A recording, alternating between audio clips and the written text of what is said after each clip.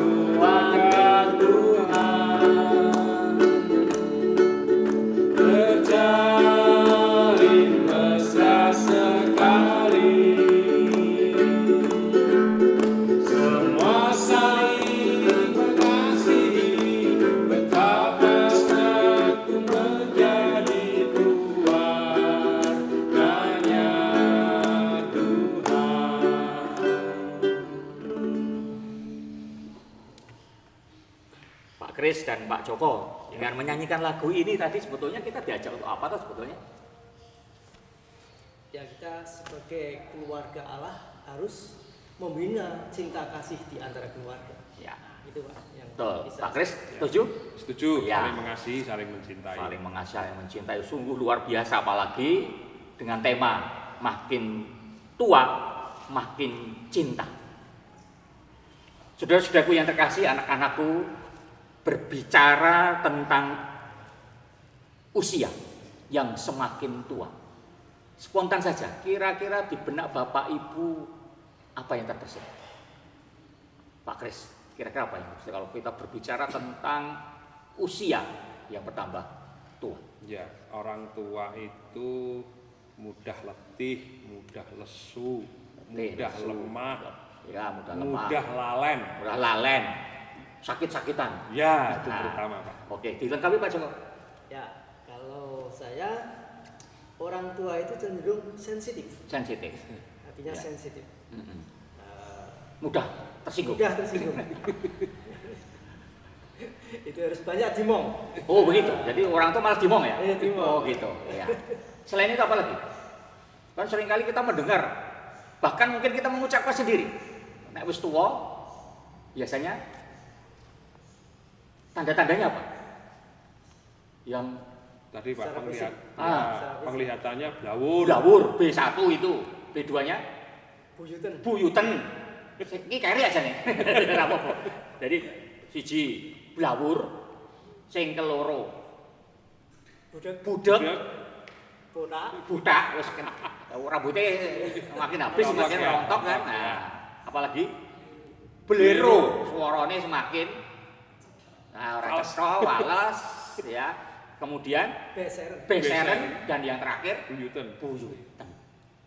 Nah, itu tondo-tondo nek wis umure tua itu spontan di benak kita seperti itu. Nah, tapi sekarang kalau kita berbicara tentang cinta, wah, kira-kira apa yang ada di benak Bapak Ibu yang ada di rumah, anak-anak juga, pernahkah merasakan jatuh cinta? Wah, Pak Kris ini. Oh, pernah Pak Kris ya? Ya, pasti. Ya, pasti pernah. Karena Pak Kris dulu pernah muda. Kalau Pak Joko sama ya. Masih ingat Bapak Ibu perasaan ketika kita jatuh cinta? Lagu yang dinyanyikan siapa? Jatuh cinta sejuta rasanya. Siapa itu? Edi Silitonga. Artinya kalau kita berbicara soal cinta itu begitu banyak sekali perasaan yang ada di sana. Sejuta rasanya. Pasti kita pernah merasakan kalau jatuh cinta itu hati kita berdebar-debar, berbunga-bunga, tapi juga indah adanya, menyenangkan adanya. Apalagi Pak Kris? Wingko katon kencana. Wah, wingko katon kencono kayak coklat rasa atau tai kucing rasa coklat ya. Tai kucing rasa coklatnya wis cinta itu. Wah, elek jadi ketok apik. Nah, itu tadi. Jadi wingko katon kencono. Nah, itu. Nek wis jatuh cinta seperti itu. Apakah kalau kemudian bicara soal cinta biasanya kan ini anak-anak muda. Betulkah hanya untuk kalangan keluarga muda? Betulkah hanya untuk kalangan yang baru saja menikah? Mantenanya. Nah, tentu tidak demikian. Nah, lalu apa kata Alkitab? Saya mengajak untuk membuka kitab Mazmur. Jadi PA pada saat ini dengan tema makin tua makin cinta diambilkan dari Mazmur 92. Wah, ini sungguh yang luar biasa karena setiap hari kita kan dikasih menu sarapan apa? Matahari. Wah, matahari. Gaji Songo itu punya kekasan matahari dan malam rembulan yang nanti akan kembali muncul setelah beberapa saat rembulannya angslup. Nah, ini di bulan keluarga akan kita munculkan kembali. Jadi rembulan itu renungan malam bersama keluarga tercinta. Wah, kan pas sekali. Ya, dengan tema makin tua makin cinta, bagaimana keluarga itu juga menjadi sumber cinta. Nah, mari kita baca Mazmur 92 ayat 13 sampai yang ke 13 sampai yang ke-16 maksud saya. 13 sampai yang ke-16. Saya akan bacakan buat ibu bapak dan anak-anak. Orang benar akan bertunas seperti pohon korma, akan tumbuh subur seperti pohon aras di Libanon.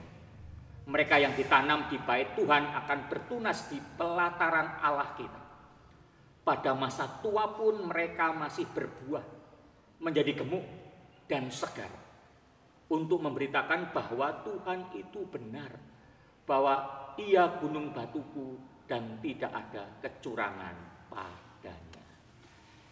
Saudara-saudaraku yang terkasih, dari bacaan suci hari ini di saat kita melakukan pemahaman Alkitab walaupun secara online, kita diberi sebuah ilustrasi, gambaran yang begitu indah.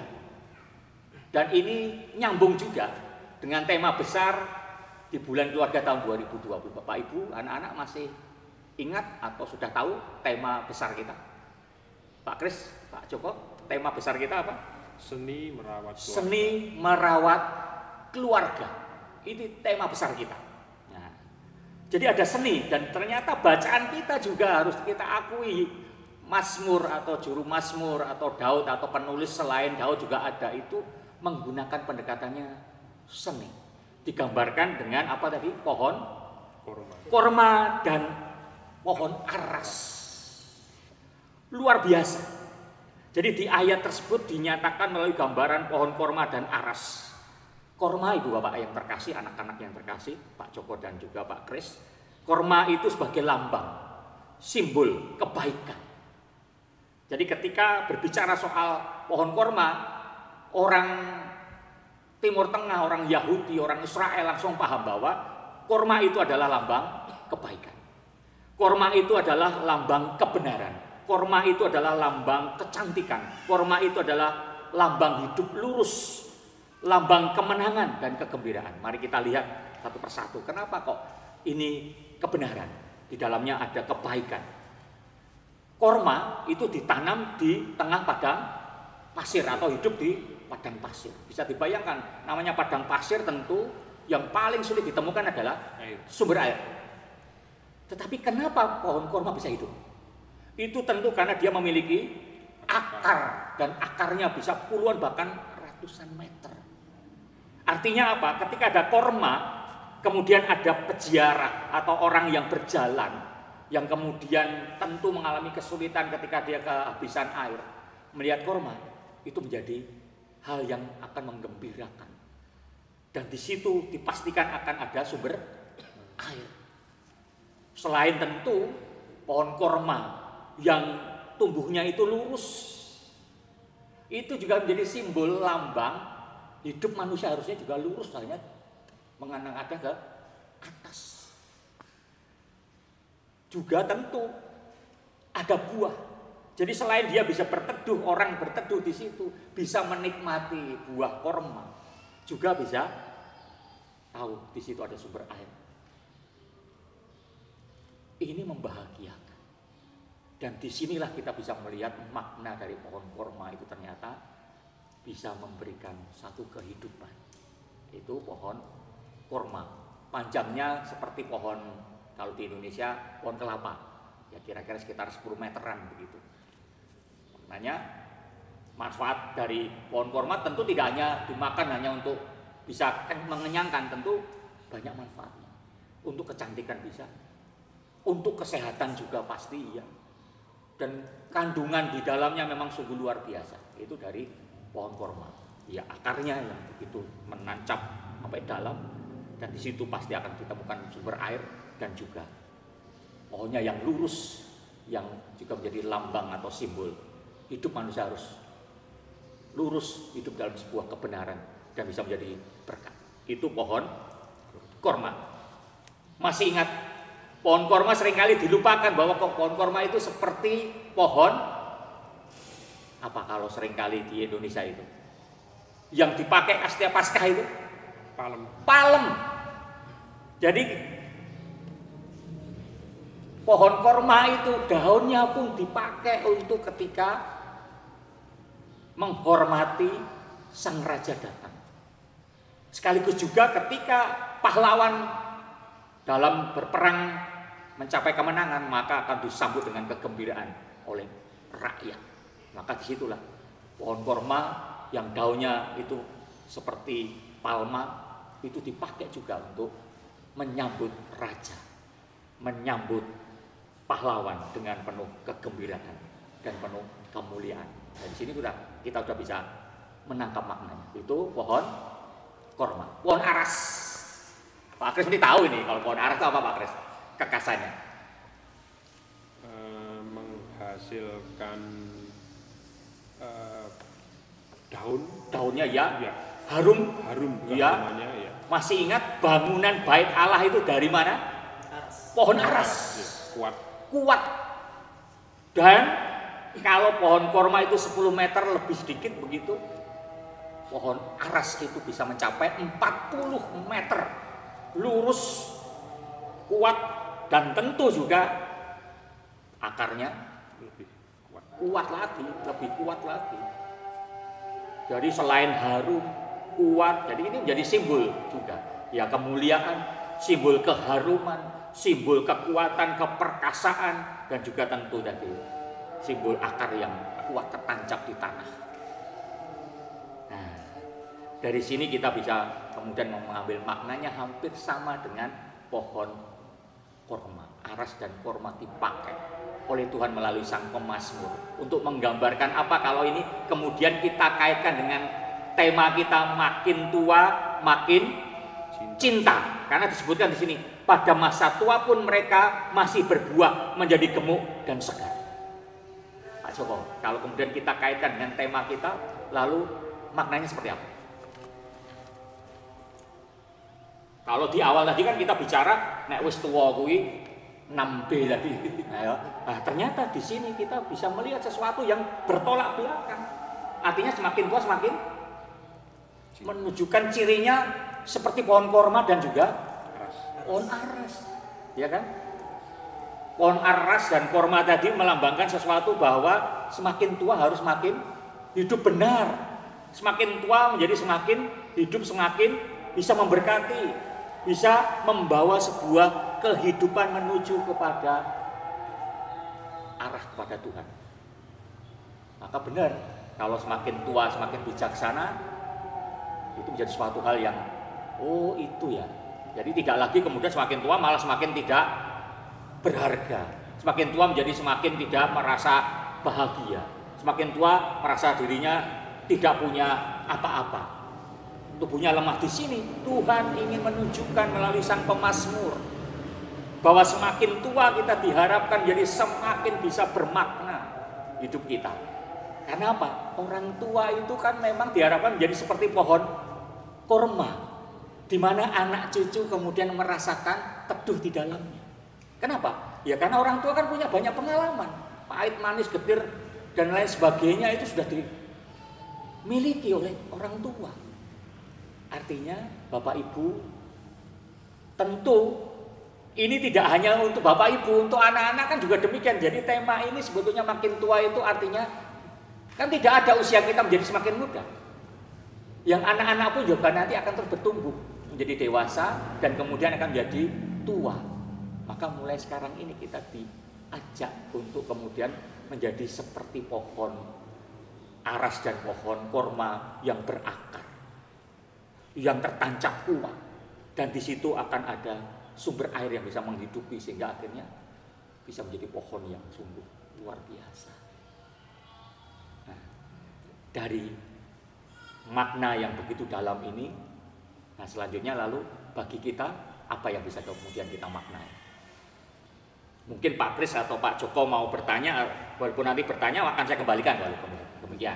Nanti kita boleh berdiskusi.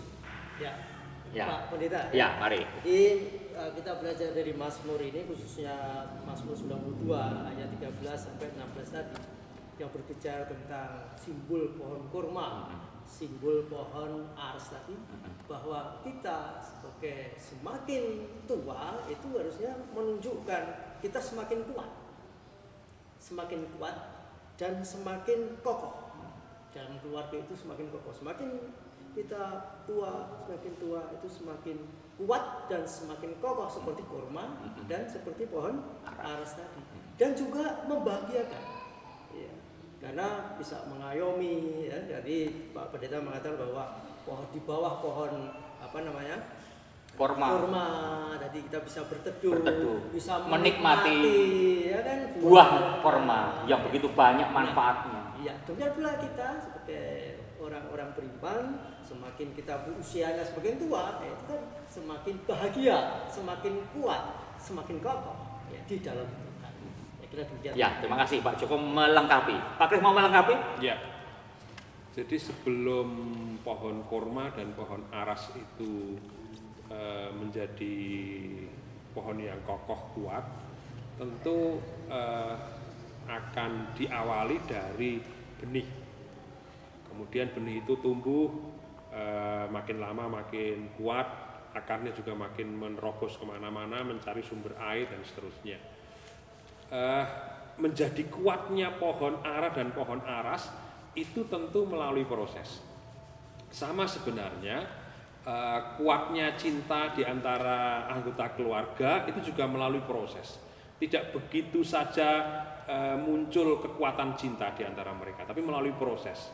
Prosesnya bisa melalui pahit getirnya kehidupan, melalui jatuh bangunnya usaha yang dilakukan dalam keluarga itu. Nah, pada akhirnya diharapkan bahwa melalui proses-proses seperti itu akan melahirkan kekuatan cinta yang digambarkan oleh pohon kurma dan pohon aras. Makin tua, pohon itu makin kuat, bisa mengayomi dan seterusnya. Maka yang mengayomi tentu bukan hanya orang tua, tetapi anak-anak pun juga bisa melakukan hal yang sama. Nah, pohon kurma digambarkan sebagai lambang dari kebaikan, kebenaran, hal-hal yang lurus. Maka di dalam keluarga itu menjadi tempat dipraktekkannya hal-hal yang benar, hal-hal yang mulia, hal-hal yang lurus. Maka saya pikir melihat gambaran pohon kurma itu menjadi tepat sekali, bahwa keluarga makin lama harus makin mencintai. Jadi makin tua makin cinta, itu tepat sekali, karena dari proses yang di awal tadi orang semakin menunjukkan cintanya yang sungguh-sungguh, menunjukkan kekuatan cinta itu menjadi nyata karena di dalamnya ada praktek saling mencintai. Ya, terima kasih Pak Kris, Pak Joko, semakin melengkapi, begitu luar biasa. Nah, pertanyaannya, kalau ternyata Pak yang kita dapati sesuatu yang tidak seperti yang kita harapkan, ya. Padahal Pak Kris tadi mengatakan kita berproses untuk bisa menjadi pohon yang kuat, bisa menjadi peneduh, bisa mengayomi, bisa memberkati. Ternyata tidak bisa dipungkiri harus melalui sebuah proses. Namun ternyata ketika kita diperhadapkan dengan sesuatu yang tidak mengenakan, tidak menyenangkan, seringkali kehilangan cinta. Nah, lalu bagaimana caranya ketika hal itu terjadi dalam kehidupan keluarga kita?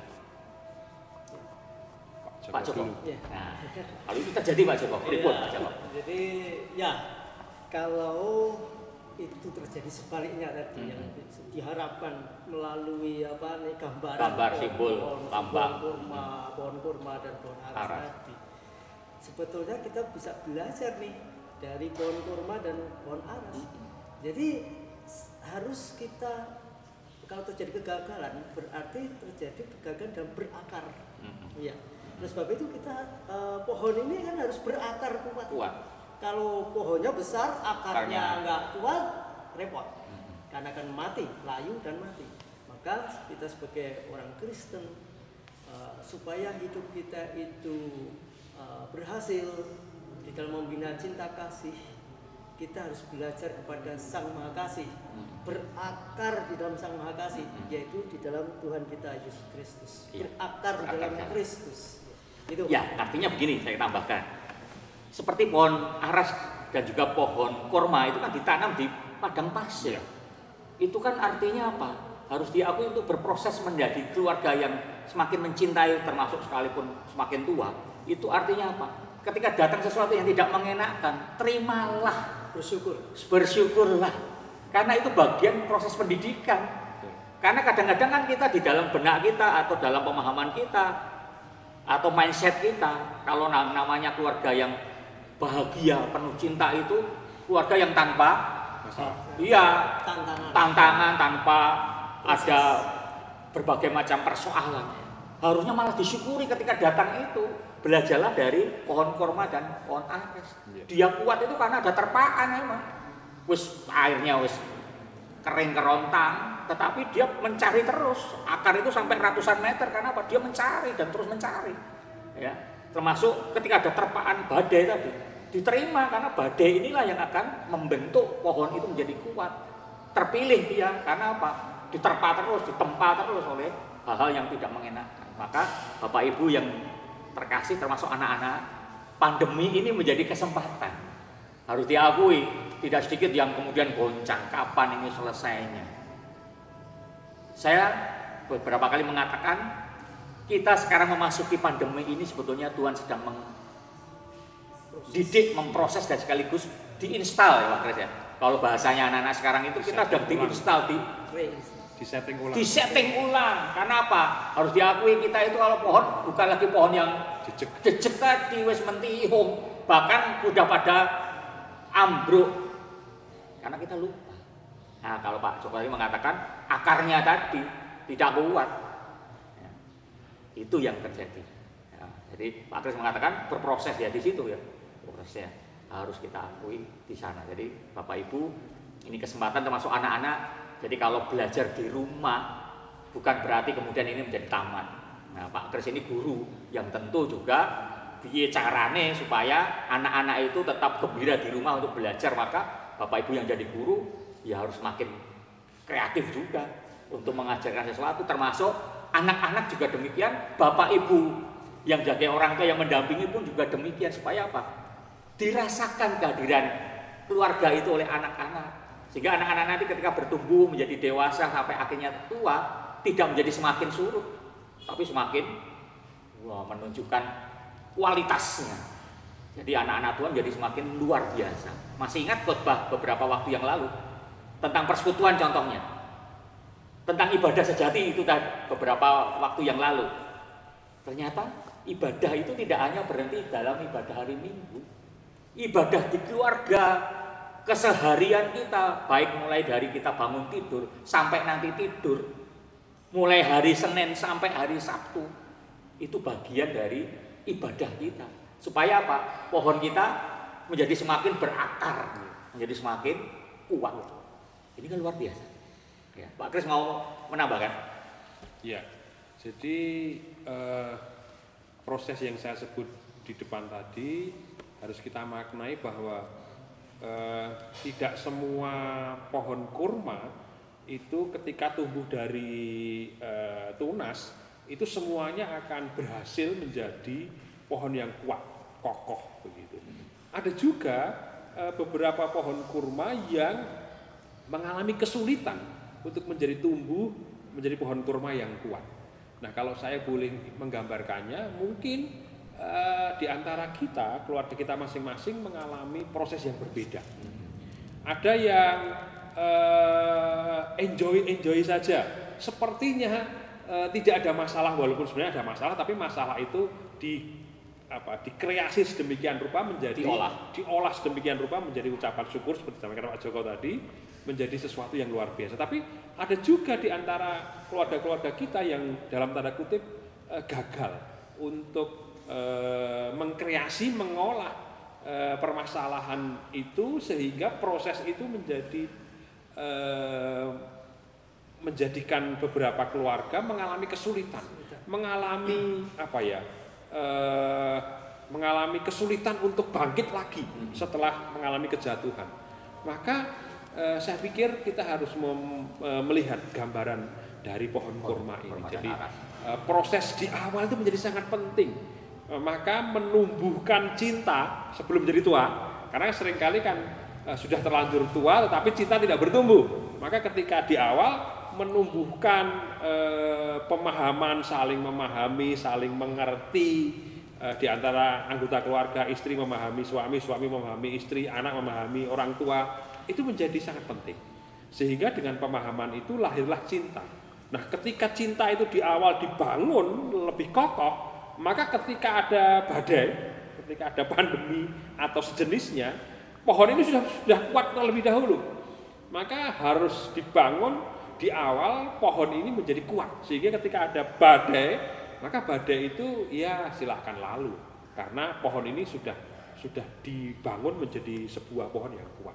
Sama seperti keluarga, kalau dibangun dengan cinta dari awal, semua saling memahami peran masing-masing dan seterusnya, sehingga ketika ada Tuhan dalam tanda kutip mengizinkan badai itu datang, keluarga ini sudah kokoh, sudah kuat lebih dahulu, sehingga ya silakan badai datang, tetapi kami akan menganggapnya tadi, kami terima dengan ucapan syukur, kami terima dengan sukacita. Justru sebaliknya dengan badai itu makin mengokohkan keluarga itu. Sama seperti pohon aras dan pohon kurma, ketika ada badai justru mengokohkan mereka sehingga menjadi satu kekuatan yang luar biasa yang bisa dilihat.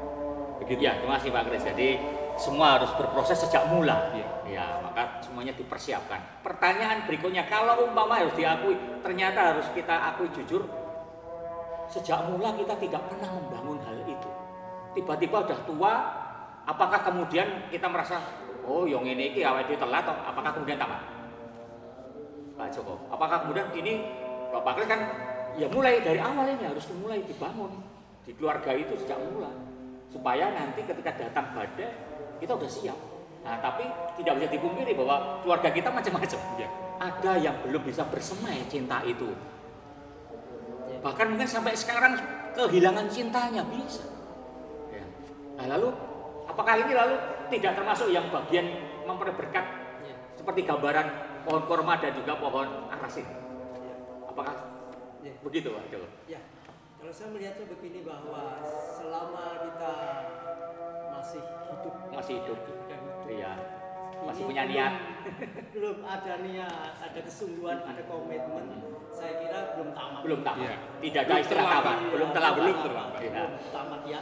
Jadi kalau saya ini masalahnya adalah bagaimana kita membina komunikasi. Ya, komunikasi dengan bahasa. Iya. Ada bahasa tubuh, ada Kayak bahasa verbal. perenungan jenengan tadi ya? Iya. Persekutuan doa, ya. Doa pertama, Iya. Pak.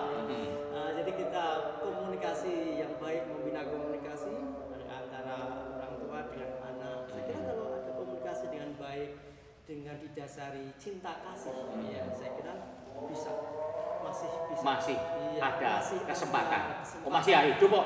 Iya, masih ada harapan. Harapan. Asa itu masih ada. Iya, masih ada. Saya kira komunikasi ini Komunikasi. dibina. Ya. Komunikasi. Dengan sederhana, mungkin dengan bahasa tubuh Bahasa kita, tubuh. dengan Ya. angguan, dengan senyuman. Ya, gestur. Iya, dengan gestur, bahasa Ya. tubuh ya. Ya, sederhana ya. Iya, gitu. Tangi turu, Nah, disapa.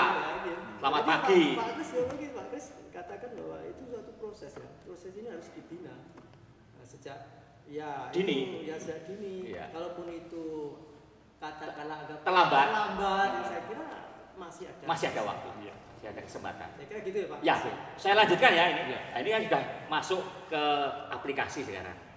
Jadi bagaimana membangun keluarga supaya semakin tua, semakin cinta atau semakin hari semakin luar biasa.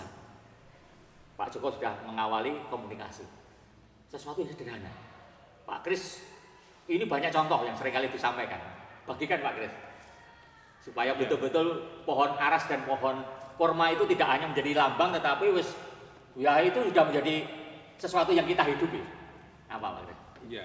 Kesaksian panjenengan keluarga panjenengan. Ya, contoh sederhana misalnya setiap hari kan kita berpisah dengan keluarga kita karena anak-anak sekolah, bapak ibu bekerja itu kan berpisah. Nah, sebelum berpisah itu diungkapkan dengan kasih sayang, dipeluk, dicium. Itu menjadi sebuah ungkapan bahwa walaupun kita berpisah, kita masih tetap satu keluarga. Kemudian kalau pulang dari sekolah, pulang dari kerja, masuk rumah saling menyapa, "Hai, selamat sore," dan seterusnya. Itu menjadi ungkapan bahwa kita ketemu lagi. Kalau ada perpisahan, ada perjumpaan.